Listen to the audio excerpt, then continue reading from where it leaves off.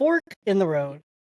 No, literally a fork in the road. There's probably one if you're driving through any part of Seattle. There's a fork in the road, or wherever you're living in the state, there's a fork in the road. There's potholes. Who knows what else is in the road? Let's be real now. But nonetheless, the state budget allocates billions into transportation and climate. But what does that mean for people like you and me who fill their gas tanks, pay utility bills every month?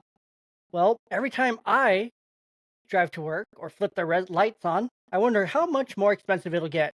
To the point to where I worry, how long should I keep my air fryer plugged in for? I go through and I make sure I unplug all my appliances every single night, as I'm sure you do too. And I'm like, gosh, I can't unplug the fridge. How much is the AC costing me? How much is the heat costing me? How much is this light costing me? How much is it costing me to keep my computer on? Should I be unplugging everything as I go, just letting it reset, or how long how much money is just everything costing me as I leave it plugged in and on? Like, how much are the outlets just costing me? Having electricity running to them that's maybe not even being used.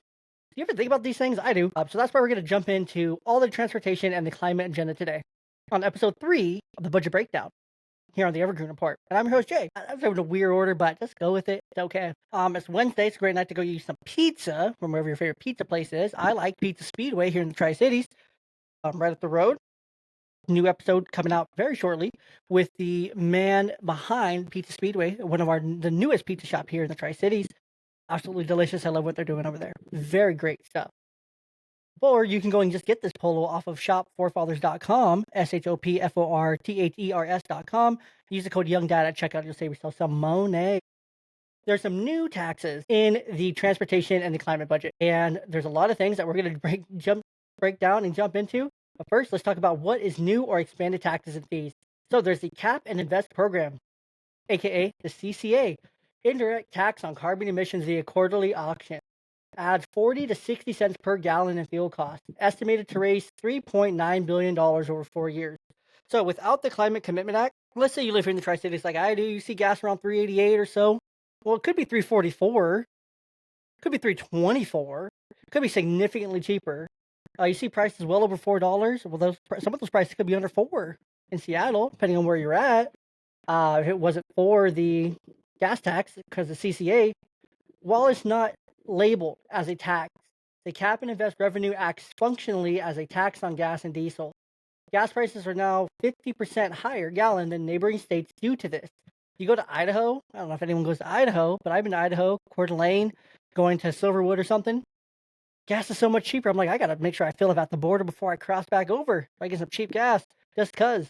Let's see, $235 million for climate-driven transit programs funded through vehicle fees and auction revenues.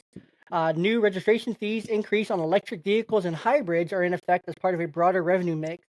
But wasn't the point of all those EVs and hybrids to make the economy more or make the climate better with these things? But apparently not. So let's break down the budget. There's a lot of money here. Traffic, transit, and the green price tag. Going green costs a lot of money. So the budget overview, the WSDOT and transportation. Appropriation $13.3 billion over 2 years. Highway maintenance and preservation has $2.4 billion of that. Transit, capital grants and programs $1.5 billion. And the Move Ahead Washington new projects, part of a broader $17 billion 16-year package funded via license fees and the CCA carbon auction. Where the money goes, so $235 million for climate active transportation, sidewalks, bike lanes in Seattle and Olympia, drawn from carbon revenue. But how does that $235 million help me? I live in the Tri-Cities or anywhere that's not Seattle and Olympia. What about the rest of the state? How does that $235 million help everyone else? We're all paying into it just for Seattle and Olympia to get these bike lanes, but what about my city, my county, my town? Great question. No answer for you. $250,000 to Pierce County's behavioral health plus public transit pilot, combining transit services with mental health intervention teams, which I don't see how those two things relate, and putting those two budget items together into one seems like a recipe for absolute disaster.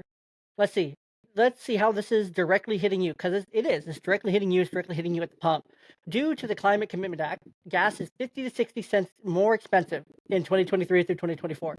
For the average Washington household, that costs you $400 to $700 a year in increase.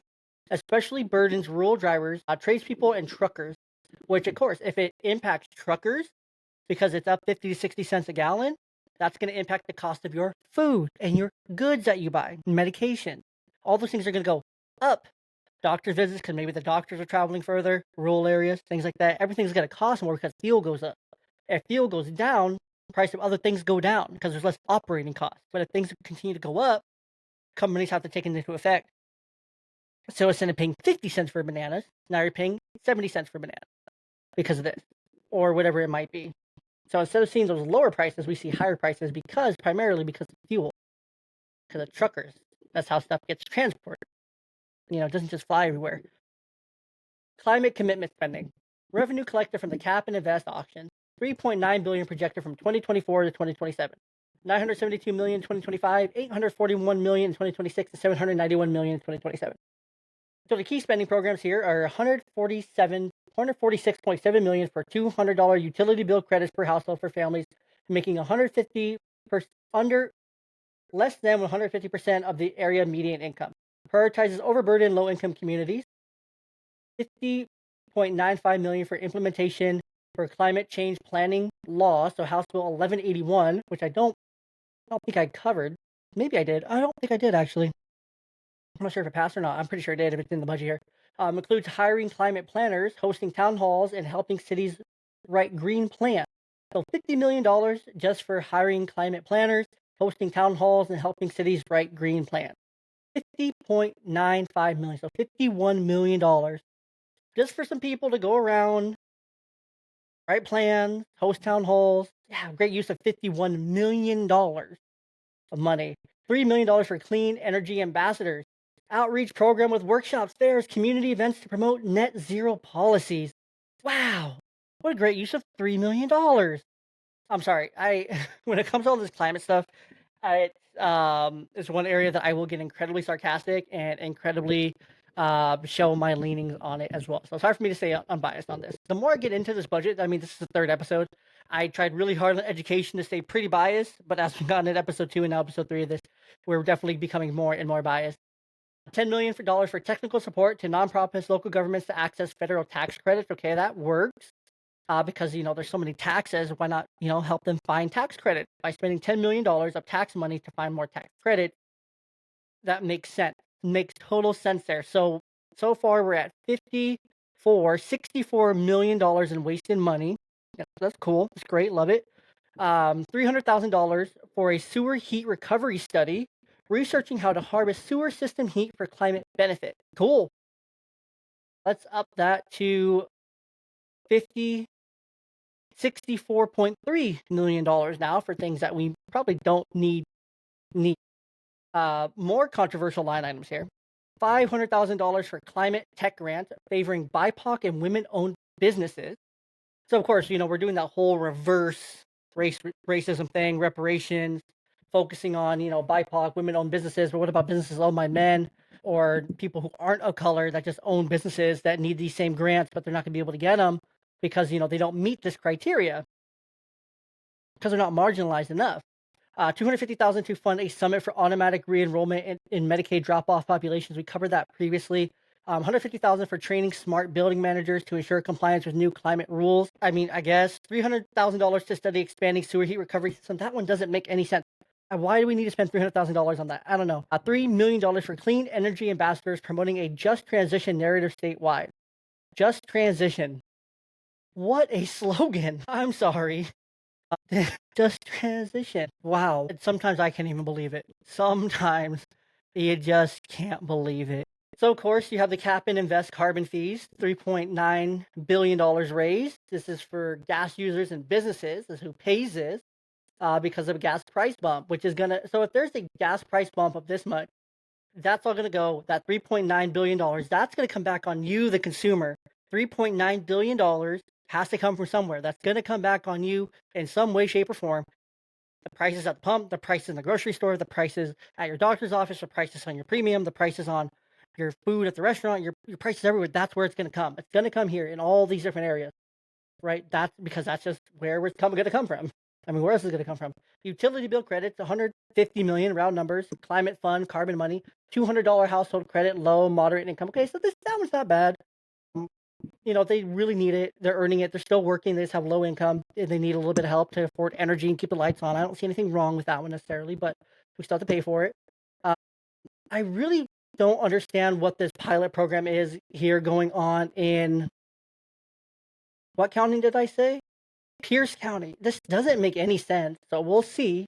But this money's coming from the state general fund because it's a pilot program, so they want to see how it works. Seattle and Olympia are going to benefit from $235 million for bike lanes and sidewalks. Great. Love that for them. But what about the rest of the state? Climate planning, 1180 House Bill 1181, $51 million for reports, staff, and community meetings. I love this budget. This is great. Lots of news related to this. There's a gas price watch. King 5 News and the Washington Policy Center have reported year-over-year gas price spike linked to the CCA. Headlines often feature rural residents and small business owners voicing concern. Yeah, because for a small business owner, that's who's going to feel it the most. People just trying to make a living and have their dream business. But now they're having to drive to Costco. That's costing them more. They're having to drive to the supply store. That's going to cost them more. So all that money has to come from somewhere, and they're going to have to pass that money on to the consumer. That's how it works. Pierce County pushback, a handful of suburban council members have raised eyebrows over the behavioral health and transit pilot, saying it merges unrelated services and lacks public input. Yeah, 100%. Bicycle boondoggles. Cairo 7 highlighted community opposition in Olympia where bike lanes dispatch vehicle parking without a clear ridership gain. Yeah, I mean, people have cars, they don't have bikes. You're not going to convert a bunch of people who live in a rainy state to give up their cars and get a bike and to go around in these new bike lanes. It's not going to encourage more biking. It's just, again, one of those things that's ideologically driven, thinking everyone's just going to get a bike because we're going to put bike lanes in and everyone's going to be healthy and that's going to solve all these issues. No, people are going to keep their dang cars and still drive their cars. But this 235 million could go across the state to fixing roads, infrastructure, potholes, bridges, so much more it could go to. So much more this could go to. And then of course you have Initiative 2117, a repeal of the CCA, was on the November 2024 ballot. Didn't pass, obviously, as we well know. Let's jump back in here because there's so much. There's so much. We covered all that. We covered the cap and invest. Covered that. Okay, so let's talk about how this is going to impact your home, your family, your bottom line of your household, your budget, your annual budget. Fuel, 50-60 cents per gallon. That's $600 a year per family on average. If you drive a lot for work or something, it's going to cost you obviously more. $600, okay? Figure that out. Figure out where that money's going to come from. Energy utilities, projected rate hikes in 2025 to 2026 from utilities investing in grid update passed to ratepayers. Of course, that's going to come to you, so higher utility bills. And then indirect inflation, cost for groceries, delivery, and services all increased due to transportation costs. So the cost of being green for the average household we're looking at for gasoline, $600 a year estimated. Utility bills anywhere from $100 to $300 a year. Product shipping, $200+ a year. Indirect inflation, $300+ a year. So you're looking at least $1,200+ a year. Where is that going to come from? Are you going to get a $1,200 raise per year? Probably not, because your workplace probably isn't going to be able to afford that because they have all these taxes also going to affect them as well. Is your business going to be able to survive $1,200 extra a year? Probably not. You're probably already barely scraping it by to make, cost of living just realistic in the state. So before this Climate Commitment Act, let's look at the historical context of all this. Before the Climate Commitment Act, pre-2023, there is no cap and trade auction fees, no climate surcharges in gas and energy. So before the implementation of Washington CCA in 2023, gas prices in the Tri-Cities area were notably lower. In April 2023, the average price of a gallon of regular unleaded gasoline was approximately $4.21. Following the enactment of the CCA, which introduced a cap and invest program aimed at reducing greenhouse gas emissions, gas prices experienced an increase. Reports indicate that almost immediately after CCA went into effect, Washington saw gas prices soar more than 50 cents per gallon. As of May 4th, 2025, the average price for regular unleaded, blah, blah, blah, blah. Yeah, it depends on global prices and things like that. Gas price in March of 2023. Yeah, so gas prices were just incredibly high, but they went up.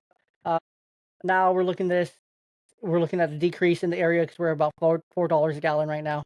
So, I mean, it's hard to say how much this has actually had an effect because gas prices fluctuate so much.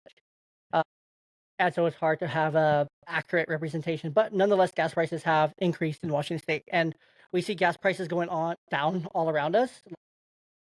Like, let's look in Idaho. How much is gas in Idaho? So in Idaho, we're looking at $3.29.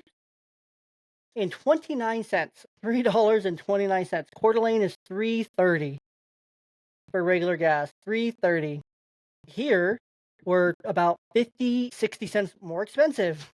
Shocking. We're at $4 or $3.80 something cents, 90 cents, depending on where you're going to get gas from.